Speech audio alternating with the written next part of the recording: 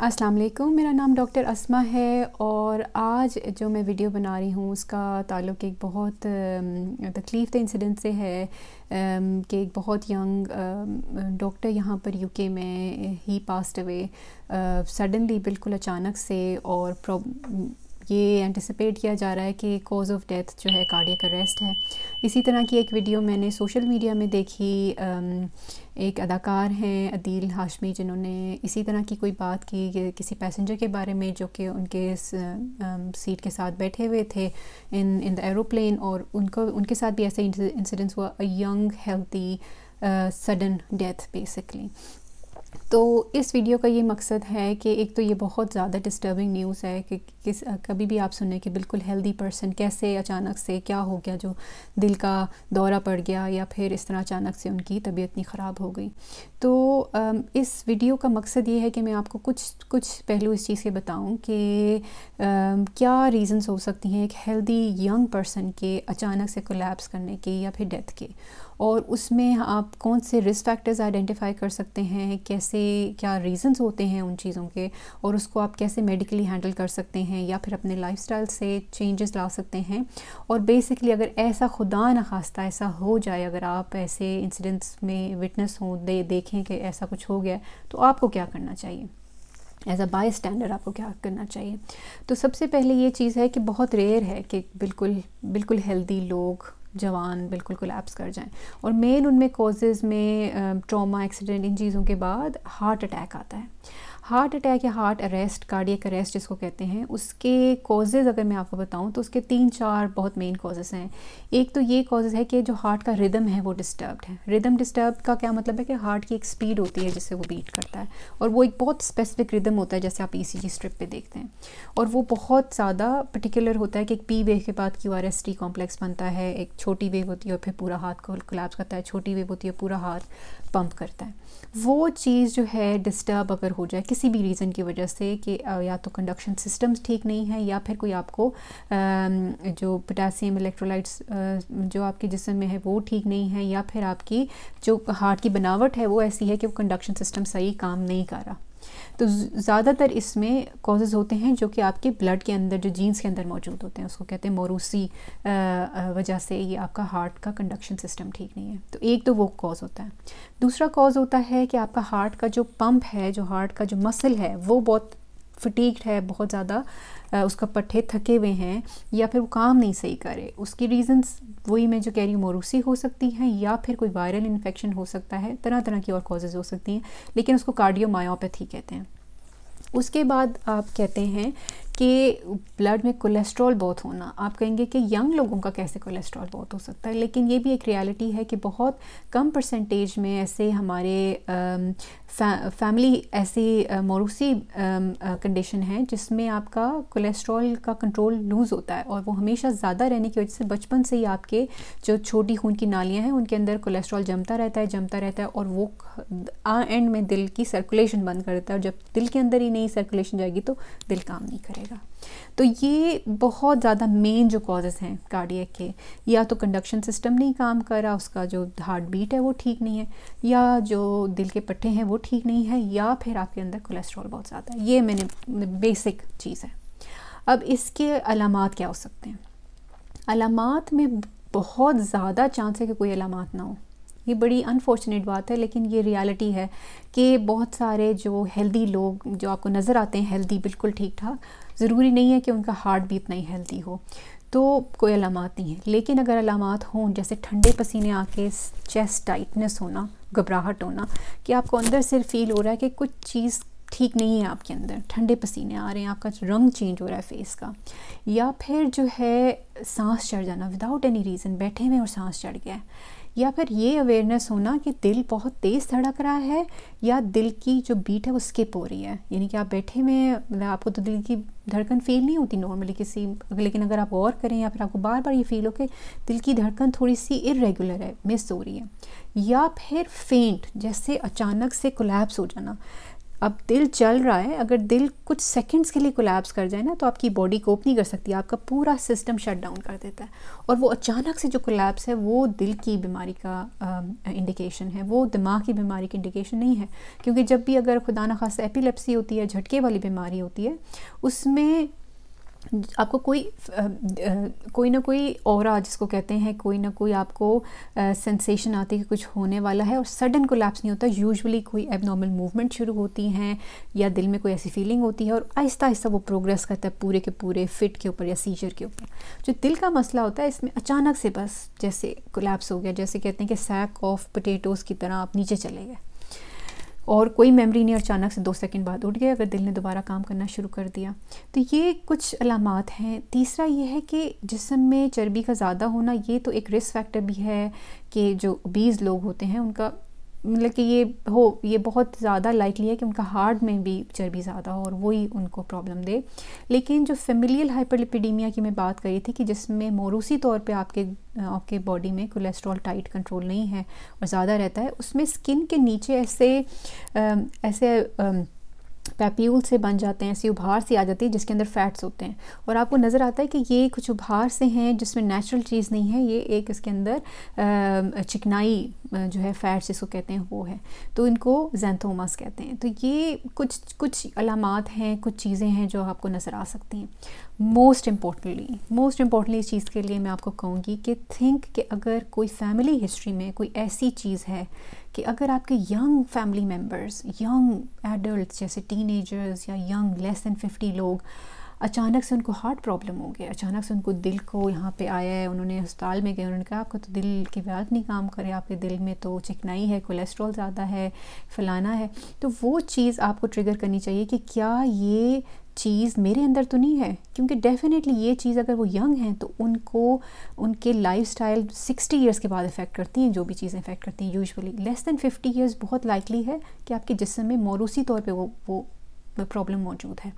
तो family history search करें कि कहाँ पर फैमिली में ऐसा कोई इंडिविजुअल है जिसको हार्ट अटैक आया है less than 50 years of age, specially males को। ठीक है, फिर आप सोचें कि अगर कोई बच्चा या फिर कोई टीनेजर जवान लड़का खेल में खेलते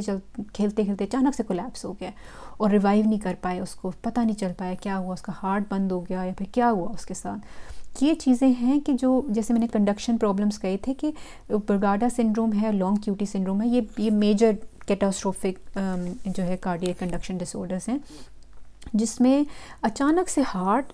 पंप करना फेल कर देता है और वहीं पे कोलैप्स होता है। और अगर वो कोलैप्स लंबा हो जाए तो फिर आपकी बॉडी रिकवर नहीं कर सकती, वो एक ऐसे परमानेंट स्टेज में चली जाती है कि फिर बॉडी ऑर्गन्स रिवाइव नहीं कर सकते वापस।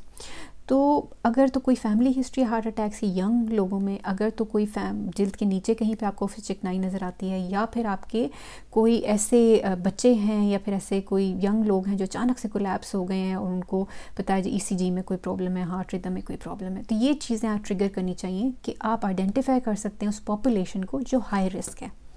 अब इसके बाद अगर तो इसको आइडेंटिफाई कर लिया तो फिर आपने क्या करना है, 3 बेसिक टेस्ट हैं। ECG, दिल की जो पट्टी निकालते हैं उसमें देख लें रिदम कैसा है। नॉर्मल ECG से भी कुछ पता चल सकता है, लेकिन 24 आवर्स के लिए होल्डर्स लगा देते हैं जिसमें पूरा रिदम मॉनिटर करते हैं, कहीं पे ड्रॉप बीट्स तो नहीं है, कहीं पे मिस्ड बीट्स तो नहीं है, कहीं पे तेज़ तो नहीं दिल काम कर रहा बगैर वजह के, तो उसको होल्डर्स कहते हैं। तो आप एक ECG की स्ट्रिप पट्टी नॉर्मल करा सकते हैं या फिर आप 24 घंटे के लिए करा सकते हैं। फिर उसके बाद आते हैं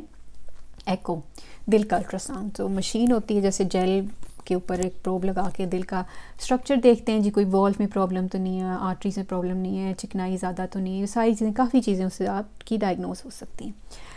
एक और चीज़ आप कर सकते हैं कि सिंपल ब्लड टेस्ट कोलेस्ट्रॉल का, जी कोलेस्ट्रॉल देख लें जी आपका नॉर्मल है तो बहुत अच्छी बात है। तो अगर तो ये चीज़ें आपके सामने आ रही हैं तो आपकी ठीक और पता चलाना चाह रहे हैं तो ये बेसिक टेस्ट हैं, इनमें कोई इतना जो है लंबा चौड़ी इसमें कोई साइंस नहीं है। फिर उसके बाद लाइफस्टाइल चेंजेस,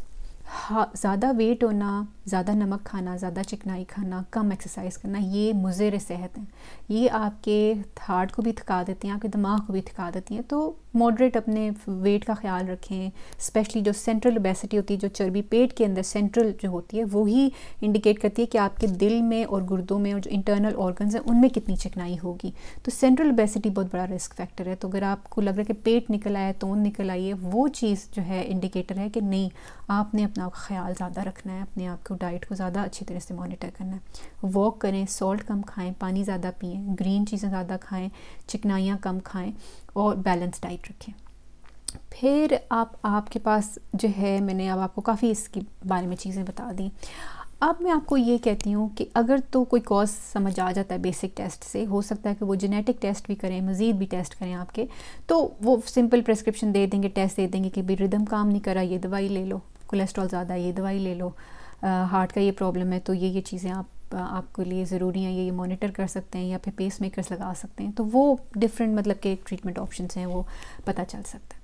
उसके अलावा अब खुदा ना खास्ता जो मैं सोशल मीडिया की तरफ आती हूँ कि अगर खुदा ना खास्ता ये चीज़ कोई बंदा कोलैप्स कर गया आपके सामने,